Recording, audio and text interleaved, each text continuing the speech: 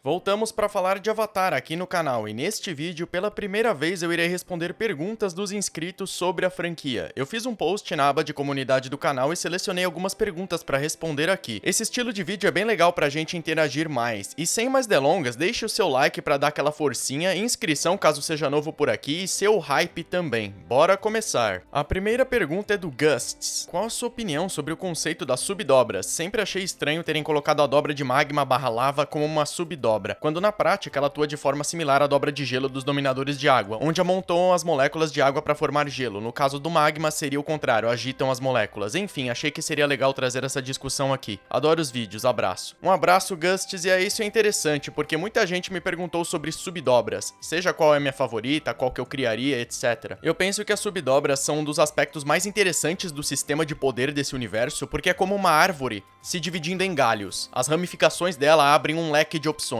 Por exemplo, dentro da dobra de terra você tem a subdobra de metal, de areia e por aí vai. Eu não acharia tão interessante se o sistema de poder se resumisse aos 4 elementos apenas e ponto, porque ficaria mais básico e não exploraria por completo o potencial e as ramificações de cada elemento. Mas em relação à dobra de lava em si, eu concordo que ela é um pouco obscura em sua explicação e até hoje eu tenho dúvidas se faria mais sentido ela ser uma ramificação da dobra de fogo e não da de terra, sabe? Pela lava em si. Então, de tanto pensar, eu tive uma ideia. Eu acho que é um pouco tarde para inserirem isso no universo, porque poderia soar como um retcon. Mas seria interessante se houvessem subdobras que fossem uma intersecção entre um elemento e outro. Vou elaborar. A dobra de lava, por exemplo, ela vem da dobra de terra, puxando ela do subsolo. Mas poderíamos ligar a lava em si à dobra de fogo também, o que tornaria a dobra de lava possível de ser utilizada por ambos, dobradores de terra e de fogo, sendo uma intersecção entre as dobras. A diferença é que os dobradores de terra a manipulariam utilizando, obviamente, a terra, a movimentando das profundezas da crosta terrestre para a superfície, com as partículas da terra na lava. Já os dominadores de fogo agitariam as moléculas e produziriam a lava, assim como produzem o fogo, e a controlariam em si, a parte do fogo desse subelemento, isso é. Eu acho que deu pra entender a ideia, e eu não sei se funcionaria na prática, mas eu compraria essa ideia para algumas poucas subdobras. Outro exemplo seria a dobra de nuvem. Já vimos na lenda de Aang eles dobrarem a água das nuvens, que são formadas por partículas de água e gelo em suspensão. Mas por serem ligadas ao céu e ao ar também, numa atmosfera com oxigênio, eu vejo como possível uma correlação aqui entre os dobradores de ar mexerem com o ar, o oxigênio ao redor das nuvens,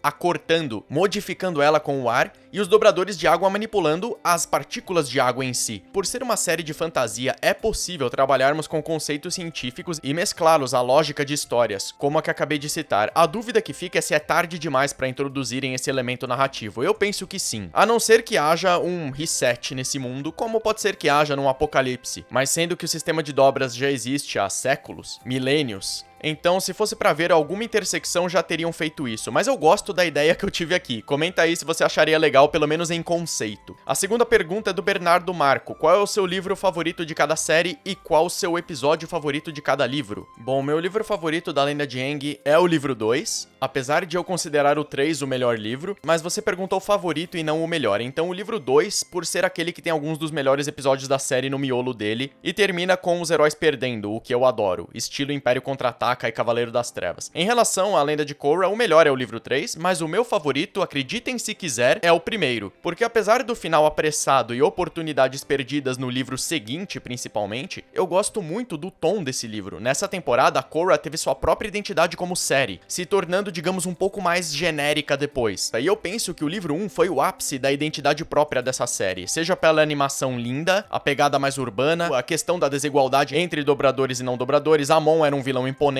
apesar de ter sido derrotado de maneira apressada no final. Tivemos alguns plot twists legais, então apesar dos pesares, eu gosto desse livro pela identidade própria que ele construiu. Se o livro 2 tivesse seguido essa pegada, era sucesso. Quanto a qual é o meu episódio favorito de cada livro, vamos lá. No livro 1 do Aang seria A Tempestade, o episódio onde descobrimos mais do passado do Aang e do Zuko, fazendo contrapontos e traçando paralelos entre eles, a começar pelas letras dos nomes, Aang e Zuko, A e Z, e pela fotografia e paleta de cores nas cenas. No livro 2, meu favorito favorito é Zuko sozinho, obra-prima de episódio. Se querem saber minha opinião sobre ele detalhadamente, assistam a esse vídeo aqui. No livro 3, o meu favorito é A Praia. Eu adoro o que esse episódio faz pelos personagens e a cena da fogueira é um daqueles ápices da série que eu jamais vou esquecer. Mas tem muitos outros episódios que eu poderia citar também. De todo modo, no livro 1 da Korra, o meu favorito é Esqueletos no Armário. Além de mostrar como a Korra tinha potencial para arregaçar uma frota de aviões, temos o incrível flashback do Tarlok com o Yakone, seu irmão. Isso aqui foi muito pesado visualmente, eu adoro histórias pesadas. E a trilha sonora manda muito bem também. Já no livro 2 é mais fácil de escolher, não porque o episódio seja perfeito, mas porque a concorrência não ajuda. E eu fico com a parte 2 do episódio do One. Eu falei no vídeo de análise que como episódios eles são muito bons, o meu problema é como eles encaixam na história e o que fazem pela franquia, mas isoladamente, como um parênteses, funciona. No livro 3, meu favorito é o Clã de Metal, o episódio 5, graças ao desenvolvimento da Lin e as cenas do Zahir com a Kaia no final. No livro 4 não tem nem discussão, Korra sozinha, que eu considero não só o melhor episódio do livro 4, mas assim, disparado, mas também o melhor episódio da série inteira. E os livros e episódios favoritos de vocês? Comenta aí que eu quero saber quais são. Próxima pergunta é do Eu Mesmo. Qual sua opinião sobre a nova série de Avatar deixar implícito que a Korra ferrou com tudo? Eu gosto da coragem, mas sinceramente é complicado porque parece que colocam mais coisa pro pessoal desgostar dela. Não acho que foi intencional, mas fico meio triste com isso porque eu gosto da Korra. Eu também gosto e eu vou aproveitar essa pergunta pra falar sobre isso rapidinho, antes de te responder pra valer. Nas análises eu pontuo o desenvolvimento dela, momentos que soam equivocados e que fazem a galera desgostar dela, mas eu sou daquele time que fala, me ajuda a te ajudar, Korra, eu quero gostar de você. É sempre estranho analisar a lenda de Korra, porque pra ser justo na análise, eu destaco os pontos positivos, os pontos negativos, tentando entender qual era a ideia ali, e eu sei que 95% de vocês entendem isso. Você, inclusive, entendem que quando eu analiso, eu tô me baseando no que a série me mostra, tanto pra pontuar acertos e erros, independentemente se concordem ou não comigo, mas vocês respeitam porque percebem um trabalho ali de ter uma razão pra eu pensar daquela maneira, me baseando em fatos da história. Isso é bem legal, porque uma coisa que eu não faço é,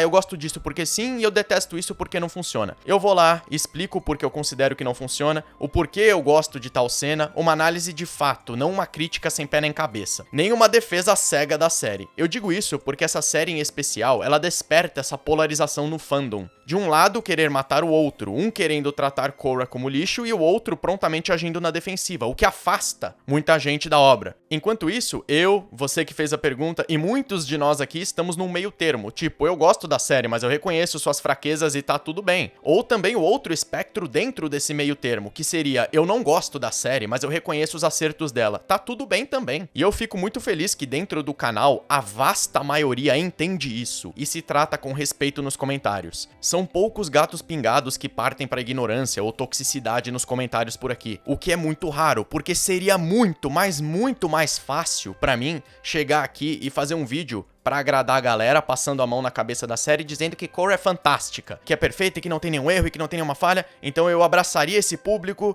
todos seriam meus inscritos, e o mesmo vale se eu quisesse jogar hate na série de graça. Então vamos fazer vídeos detonando a lenda de Korra, essa série é um desrespeito, essa série é tosca, essa série é ruim. Eu também ganharia muitos inscritos fazendo isso, mas eu opto por ficar no meio termo, que é fazer uma análise ponderada, que é seguir o caminho difícil, digamos assim, não só porque como trabalho é mais difícil fazer isso, porque eu não tô aqui falando a esmo uma coisa ou outra, mas também porque isso faz com que o público do canal, digamos 95% de vocês, estejam aqui porque gostam dos vídeos e das análises, mesmo que não concordem ou concordem, eu não sei, mas vocês sentem que eu estou sendo justo e isso é muito bom. Então eu fico muito feliz com isso mesmo. Então eu queria aproveitar pra pontuar isso. Como esse é o primeiro vídeo nesse estilo que eu tô fazendo com os inscritos de Avatar, eu não tive a oportunidade de conversar com vocês nessa questão. Eu acho muito legal pontuar isso. Mas parênteses à parte, respondendo a sua pergunta, que se une a várias outras que me perguntaram do que eu espero da nova série de Avatar. Bom, é verdade que as poucas informações e rumores que tivemos até agora, sem querer, fazem a Korra parecer ter ferrado com tudo, mas pode ser que alguma reviravolta surja e a gente se surpreenda. Independente se ela foi a responsável pelo apocalipse ou não, uma coisa que eu não sei se vocês sabem sobre mim é que eu amo histórias pós-apocalípticas. É um dos meus subgêneros favoritos dentro da ficção. Eu gosto desde histórias de revolução das máquinas como Exterminador do Futuro 1 e 2,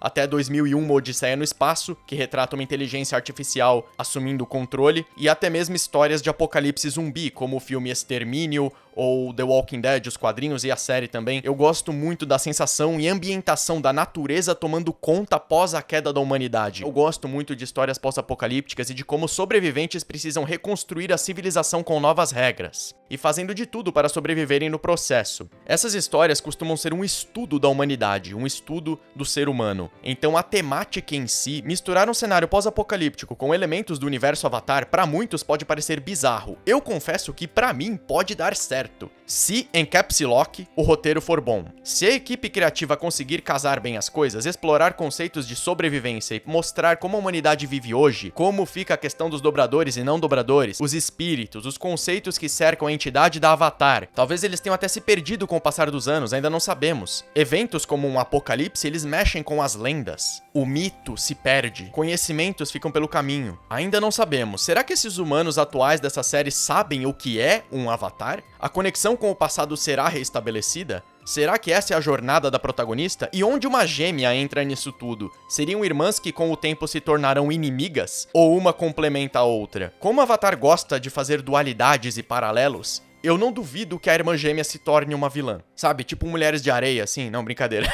Então tudo depende se o roteiro conseguirá organizar as ideias e explorar bem o cenário e os temas. Se essa série vai fazer ponte com uma série futura, ou com Korra, ou com os quadrinhos, com filmes, isso é o de menos. Isso eles pensam quando sobrar tempo. O foco de Seven Heavens deve estar em ser uma boa série. Seja uma série boa, bem escrita e coesa, e o resto é consequência. Sendo bem organizada, fica bem mais fácil de encaixar ela no universo. A impressão que eu tenho é que Seven Heavens vai servir como um reboot para muitas coisas que no longo prazo os roteiristas se arrependeram ou sentiram a necessidade de mudar. Então, quais são minhas expectativas? Como eles tiveram tempo de planejar a série como quiseram, a única coisa que eu espero e penso ser, digamos, o dever deles entregarem é uma boa série. Não precisa ser perfeita. Eu não vou cobrar que seja uma obra-prima. Eu não vou cobrar que seja uma lenda de Aang. Tá tudo bem. Nada disso. Mas uma boa série é o que eu espero. Uma boa série é um bom começo. A próxima pergunta é do Mayura CDZ, Cavaleiro do Zodíaco. Olá, Bomba Nerd, sigo o canal desde a teoria da Guerra Tódio de Pokémon e eu me apaixonei pelas suas análises de Avatar. É muito gratificante ver um canal de qualidade crescendo cada vez mais. Muito obrigado, de verdade. Lá vai minhas perguntas. 1. Você já disse que não gostou da explicação sobre a origem do Avatar no vídeo em que analisa a história do Wan. Na segunda temporada de Korra, já que ela tira o misticismo desse modo e, em minha opinião, deixa genérico a ideia de que existe um espírito da luz e um espírito das trevas. Dito isso, quais seriam as suas mudanças sobre a origem dos avatares? Eu vou responder essa primeiro. Bom, eu de fato tenho sentimentos mistos em relação à origem do Avatar, e lógico que o Avatar se chamar Avatar já deixa subentendido que ele ou ela sejam o receptáculo de alguma coisa. Mas quando assistimos a lenda de Aang, não sentimos na história a necessidade de uma explicação em relação a isso. A série tem outras histórias a contar e, portanto, o Avatar como conceito é um ser místico. E quando o criaram, a ideia com certeza era de que se chamasse Avatar por ser aquele capaz de sustentar os 4 elementos em seu corpo e os dominar, além de contar com o boost do estado de Avatar, que seria o elemento mágico desse mundo, digamos assim, do sistema de poder, como eu gosto de chamar, o modo Deus. Eu disse naquele vídeo dos episódios do Wan que eu não me incomodo em deixar algumas coisas no mistério, algumas coisas ainda sem explicação. Eu acho que isso faz parte de uma série de fantasia, de mitologia. Eu entendo quem quer que você explique absolutamente tudo, mas quando você tá escrevendo uma história, de fato, às vezes isso é desnecessário. Não estou dizendo que entender a origem de como Avatar surgiu é desnecessário, não é esse o ponto. Mas talvez tenha sido desnecessário a coisa de Rava e Vato. Uma coisa que fica clara vendo os episódios do Wan é que as tartarugas-leão são tão antigas quanto, talvez até mais, que os outros espíritos, visto como a Rava falava com uma delas com muito respeito, como se fosse superior a ela. Poderíamos fazer uma conexão, e já que a tartaruga dava elementos às pessoas, a gente mantém isso, mas apagamos Rava e Vato por completo. Digamos que na minha versão eles não existem. E o espírito responsável por tornar possível a dobra de 4 elementos em um humano, porque precisamos de um espírito, isso querendo ou não precisa, porque o Avatar é a ponte entre os mundos, e eu considero que ter um espírito junto dele pode ser sim uma boa ideia, mas ao invés de ser um espírito da luz ligado ao espírito das trevas, a Rava e o Vato, seria um único espírito Avatar representando os humanos. Em outras palavras, ao invés de reduzirmos tudo a um espírito incorruptível da luz e um das trevas por fora, temos aqui um único espírito que representa a humanidade dentro do mundo espiritual. Assim como temos espíritos que representam animais, florestas, pântanos, o espírito da lua, do panda, enfim. Este seria um espírito representando a humanidade. Como seria um espírito em forma humana? Portanto, ele não é nem bom e nem mal, nem luz nem sombras, é uma junção dos dois. O que apagaria um de meus principais problemas com a origem do Avatar, o fato da Raava ser a luz extrema, isso a torna incorruptível e, portanto, nunca teremos um Avatar ruim, alguém mau, e seria incrível uma história humana onde o Avatar fosse o inimigo a ser derrotado e temido pela humanidade, alguém que foi corrompido, sendo uma espécie de escolhido que desviou do caminho do bem, como o Anakin em Star Wars. Mas isso, claro, em outra série, não no primeiro Avatar, nem na Korra, nem no Aang. Mas é uma ideia que me fascina pra, em algum momento, eles explorarem. E claro, com essa mudança, o espírito, sendo um representante dos humanos, ele não teria influência positiva ou negativa no Avatar da vez. Seria apenas um espírito neutro em moralidade, o que tornaria as escolhas de cada Avatar mais deles do que influenciadas no fundo pela mágica da Raava ali, nunca permitindo que desviassem do caminho correto no longo prazo. Seria mais neutro. E por que eu sugiro isso? Porque na lenda de Aang vemos claramente como os espíritos são dúbios. O panda agiu com ferocidade e violência quando estava bravo, assim como ficou em paz depois. O espírito dos rostos era mau, mas ele ajudou o Aang, tendo seus próprios interesses, mas demonstrando ser capaz não apenas de mal, assim como nós pessoas. Os espíritos podem ser tons de cinza, alguns puxam mais para a luz e outros mais para a escuridão. E muitos espíritos demonstraram terem uma conexão com o mundo físico. Esse espírito Avatar que eu citei, sendo um representante dos humanos, ele não seria um humano que morreu, ele não seria um humano em versão de espírito.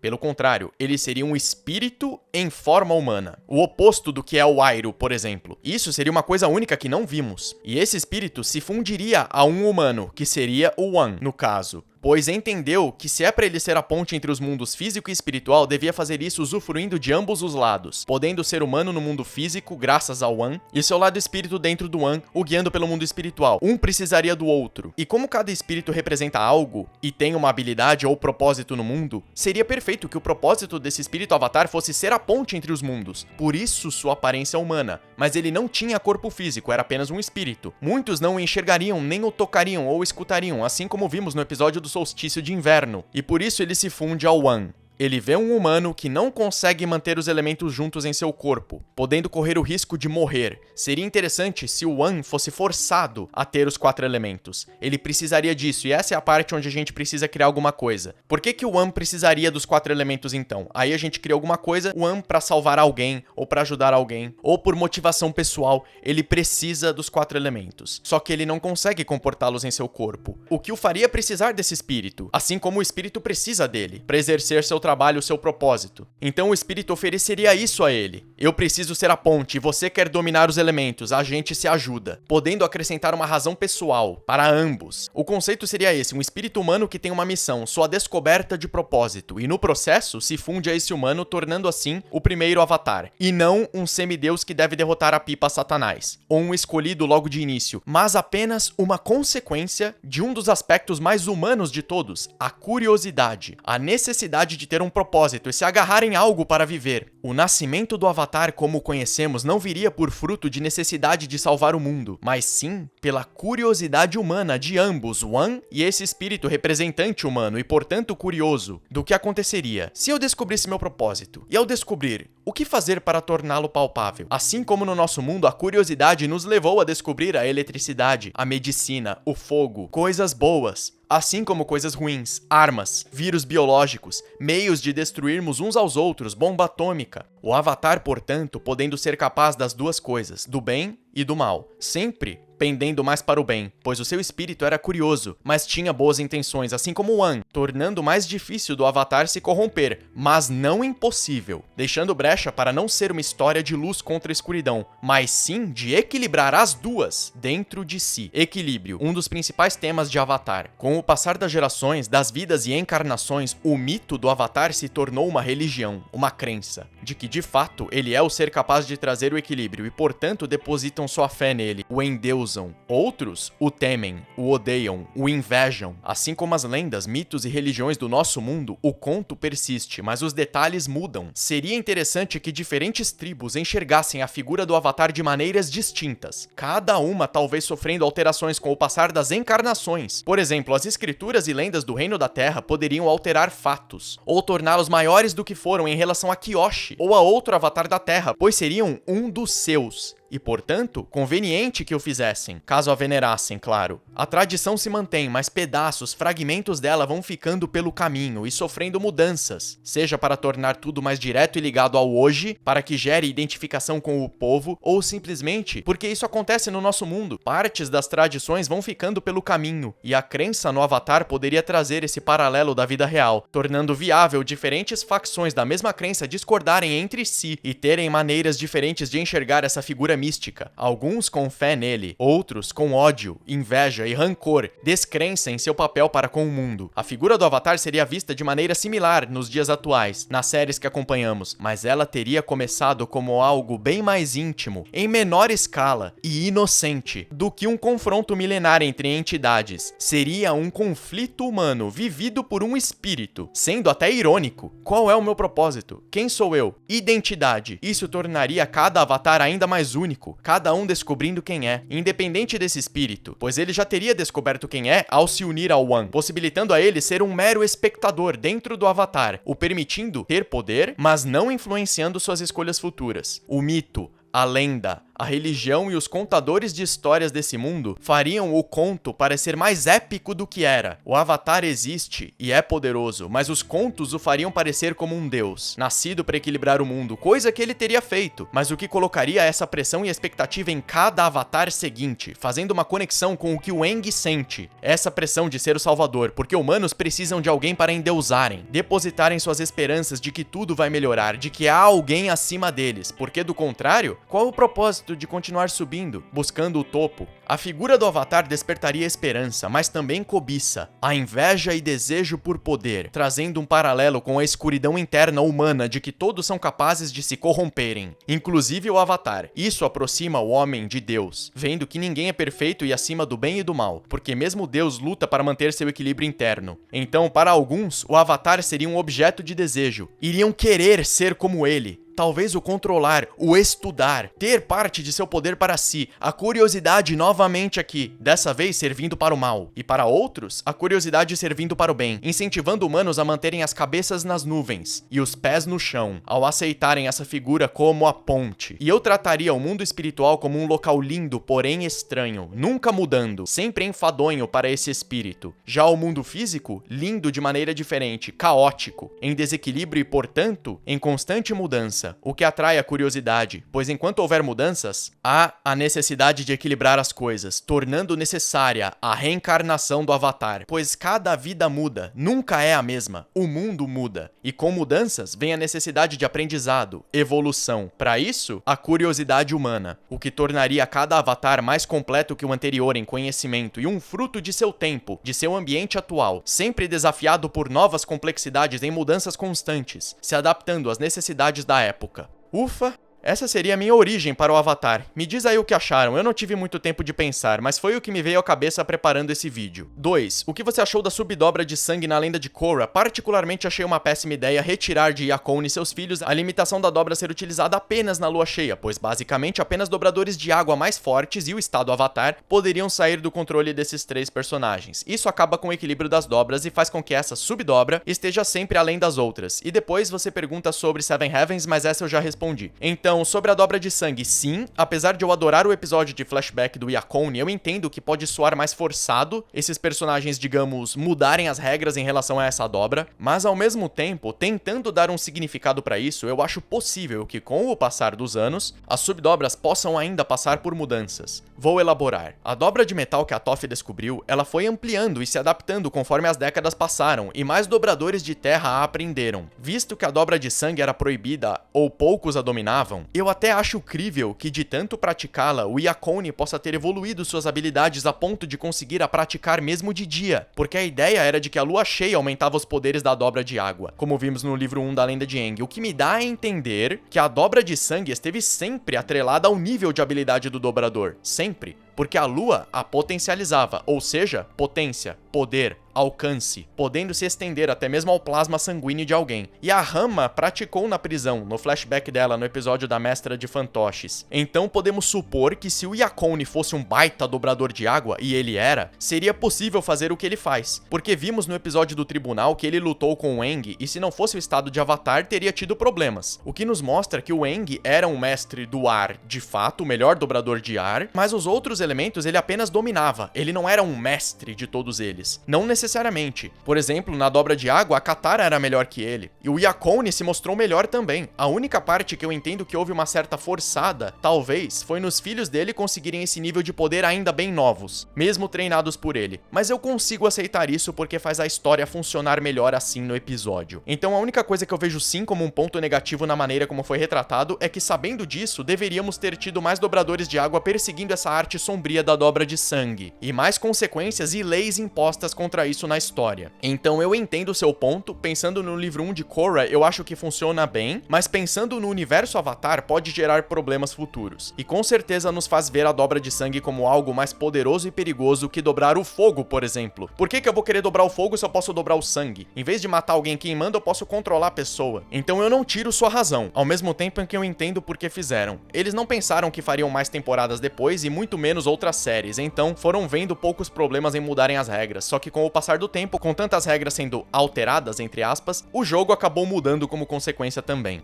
O Elekid XZ pergunta: salve bomba, tenho 5 perguntas caso você não se importe. Tranquilo, eu vou tentar dar boas respostas. Como e quando você começou a acompanhar Avatar? Bom, a primeira vez que eu assisti Avatar foi em 2006, na Nickelodeon. Eu estudava de manhã e eu me lembro que à tarde tinha um bloco na Nick que passavam 4 desenhos seguidos, das 2 às 4 da tarde, se eu bem me lembro, e se chamava Aventurástico. Comenta aí se você é dessa época. Passava um desenho às 2 da tarde, um às 2h30, um às 3 e um às 3h30. Depois mudava de foco e eu acho que passava alguma série, tipo Kenan e Kel ou algo do tipo. Eu até lembro a ordem desses desenhos. Começava o bloco com o Martin Mystery, um desenho bem legal de mistérios que se passava no mesmo universo das 3 Espiãs Demais, fizeram até um crossover. Depois vinha Avatar, livro 1, quando era novo. Depois Yu-Gi-Oh!, que era um pico de audiência na época, Avatar e depois Yu-Gi-Oh! Eram os 2 desenhos mais vistos da Nick. E por fim, Carmen Sandiego. Nossa, tô ficando velho. Então eu assisti inteiro na Nick quando saiu os episódios. Eu lembro do marketing, da propaganda do livro 3 em 2008, quando saiu. E aí depois eu vi as reprises na TV Globinho. 2. Qual personagem de Avatar você acha que foi mal aproveitado? Nessa eu vou ser mais direto. O Bolin e o Mako, principalmente, são os 2 que me vêm à cabeça. E tudo que eu tenho a dizer sobre eles e seus respectivos arcos, vocês já sabem das minhas análises da série. 3. O que você mudaria na história e escolhas de roteiro da lenda de Korra? Além da questão da origem que eu comentei agora, eu mudaria a trama do livro 2 para ser uma consequência do que o Amon começou. Um problema em histórias de hoje em dia é que muitas vezes as ações do vilão e os questionamentos que eles levantam acabam tendo pouca consequência. Isso não acontece só na lenda de Korra, acontece em quase todas as mídias de hoje em dia. Aconteceu até mesmo com o Thanos em Vingadores. Ele traz um ponto interessante de ser discutido e depois ele vira um vilão genérico na continuação e simplesmente largam mão daquilo. Aconteceu com vilões de Game of Thrones também, enfim, acontece com séries e filmes grandiosos de hoje em dia, e a lenda de Korra não foi exceção. O Amon, eu adoro ele visualmente, a ideia dele ser uma fraude, a maneira como ele convence as pessoas como um manipulador, é um baita vilão. Mas a questão levantada por ele, dos não dobradores serem desfavorecidos pelo sistema e tudo mais, é uma excelente questão. E foi jogada num quarto escuro e trancaram com a chave e jogaram ela fora depois. Caiu no esquecimento. Eu adoraria ver a continuação desse conflito. Que mesmo que o Amon fosse desmascarado, a ideologia implementada por ele prevalecesse para muitos. E que se dane quem era o líder do movimento, ele estava certo, pensaria o povo não dobrador, ou parte dele pelo menos. Alguns seguidores permaneceriam fiéis à causa e haveria uma luta para ver quem seria o novo comandante dessa facção. E como o governo lidaria com isso? Como a Korra lidaria com isso? Porque ela poderia partir pra porrada com civis assim? Não, não poderia. Mesmo que eles estivessem fora de controle. Daria razão a eles. Uma dobradora o subjulgando. Então eu gostaria muito de ter visto um livro 2 focado num tom similar ao do primeiro, sendo a consequência pós-queda do Amon. Não necessariamente precisaríamos de um grande vilão nele. A sombra do Amon, a ideologia dele, seria o grande vilão desse livro 2. E seria apenas o começo de uma semente perigosa que ele plantou. A Korra teria que resolver essa questão com diplomacia, o oposto do que ela queria no começo. Ela gostava de porrada. Seria ela aprendendo a ser uma boa avatar de maneira diplomática, e aí talvez a sua mudança para não querer usar sempre a violência e o estado avatar no livro 3 fizessem mais sentido e fosse mais fluida aqui, menos brusca. E eu faria o Zahir durar os livros 3 e 4, dando mais profundidade e tempo de tela para os seus apoiadores de equipe, talvez derrubando um deles no final do livro 3 ou 2 deles, e deixando mais para ele fazer no livro 4. Com além de ele matar a Rainha da Terra no livro 3, no começo do 4 eu faria ele matar o pai da Korra, que é o chefe da tribo da água, faltando se livrar da Senhora do Fogo e do Tenzin depois ao longo do livro, nos dando uma desculpa para visitarmos a Nação do Fogo moderna, que ficou escondida na lenda de Korra, e por fim tentaríamos salvar o Tenzin na reta final, talvez fracassando. Trágico, mas ao mesmo tempo talvez uma perda necessária, a Korra perder o seu mentor. E olha que ele é o meu personagem favorito, e vocês sabem disso, o Tenzin é meu personagem favorito da lenda de Korra, mas talvez sua morte fecharia um arco de desenvolvimento dela. Esse fracasso a tornaria uma avatar completa. Eu teria que pensar mais, eu fiz isso meio de cabeça, mas eu faria 2 livros relacionados ao Amon e 2 ao Zahir. Esquece o Unalaq. E a Kuvira pode ser uma vilã secundária para o arco de crescimento do Bolin e da Lin. Sim, o Bolin derrotaria a Kuvira provavelmente na minha história. E o Mako poderia ter um papel importante como policial no livro 2, ajudando a firmar novas leis que ajudassem os não-dobradores, gerando até mesmo um conflito entre ele e a Korra. Ele se afeiçoando mais aos não-dobradores, por incrível que pareça, porque um dobrador matou sua família. Ele enfrentando esses conflitos da Dobra de Fogo, enfim. Eu acho que isso cobre algumas mudanças significativas que eu faria. 4. Qual é a sua coisa favorita no universo Avatar? Lore, personagem, sistema de poder, etc. Eu pensei bem sobre essa, e o que eu mais amo nessa franquia é a capacidade dela de, dentro dos arcos de histórias maiores, contar pequenas histórias perfeitas. Exemplo, dentro da grande saga da Lenda de Aang, os 3 livros, nós temos alguns episódios fechados perfeitos, que fazem parte do todo da trama, mas desaceleram para contarem um parênteses que vai explicar uma situação ou desenvolver um personagem, como a Tempestade. A gente para a viagem para revelar o passado de ambos. Aang e Zuko, é necessário. Zuko sozinho, paramos a trama principal para acompanharmos um conto perfeito centrado no príncipe renegado em meio à plebe do reino ao qual sua nação está tentando destruir, e ao mesmo tempo nos revelando peças perdidas de seu passado, nos fazendo entender não pelo que ele passou dessa vez, mas como ele pensa. E eu poderia continuar citando várias destes: a praia, os atacantes do sul, os atores da Ilha Amber, a fugitiva, as histórias de Ba Sing Se, os dias perdidos do Appa. Já na lenda de Korra, eu acho que o melhor exemplo disso é o Korra sozinha. Resumindo, eu amo quando essa franquia se permite tirar o pé do acelerador e nos mostrar o que está acontecendo na cabeça dos personagens, e nos permitindo ver eles de maneira mais vulnerável. Claro, se isso fosse todo o santo episódio, o plot não ia andar, mas aqui e ali funciona, e é um diferencial que poucas séries têm, especialmente hoje em dia, e as que têm, como Lost, Breaking Bad e The Walking Dead, se destacam também por isso. É um atrativo dessas séries. 5. Por fim, qual sua dobra, incluindo as subdobras, favorita? Essas foram todas as perguntas. Comecei a te acompanhar devido aos seus vídeos de Pokémon e depois os de Avatar. Espero que continue fazendo esse trabalho incrível aqui na plataforma. Muito obrigado, Elekid, de verdade. Minha dobra favorita é a de água. Eu considero talvez a dobra mais útil, é a que eu gostaria de dobrar. E perigosa ao mesmo tempo, porque pode dobrar água na nuvem, transformar água em gelo e sair surfando por aí. Seria bem útil para se transportar. E a subdobra de sangue é perigosa e invasiva de um jeito que me assusta. Mas eu gosto de coisas sombrias assim, então eu escolho essa subdobra com uma menção honrosa à dobra de metal. Essas foram as perguntas que eu separei para esse vídeo. Eu sei que tivemos muitas perguntas parecidas deixadas de fora, muita gente me perguntou sobre Seven Heavens, sobre subdobras, e eu decidi responder todas elas em uma só, equivalendo por todas, determinando esse tema. Eu gostei muito das perguntas, e eu tentei ao máximo entregar respostas satisfatórias e o mais completas possível para que ficasse legal para vocês também. Comentem o que acharam desse quadro, caso seja novidade para você. Tinha muito mais perguntas e eu acabei selecionando aquelas que abordavam uma variedade grande de temas pra gente debater, e o vídeo já tava ficando grande. Mas se curtiu, deixe o seu like, inscrição para quem não for da casa ainda, e comente se acham uma boa mais pra frente termos mais um desses depois de acabarmos Korra ou em algum outro momento. As análises do livro 4 começam em breve. Nas 2 próximas semanas nós teremos os compilados das análises dos livros 2 e 3, assim como tivemos do livro 1. Esse compilado do livro 2 demorou para sair porque eu tive um problema de copyright para enfrentar com ele, mas eu venci a disputa, só que eu acabei empurrando ele para agora por conta disso. Então semana que vem esse vídeo, e na outra o compilado do livro 3. E aí sim começa o livro final da série por aqui, já com tudo equalizado. Eu estou mergulhado nesse livro no momento, então estamos próximos do capítulo final dessa saga de análises. Pessoal, valeu pela companhia, obrigado pelas perguntas, pra todos vocês, viu? Eu vou indo nessa e até o próximo vídeo do canal. Falou!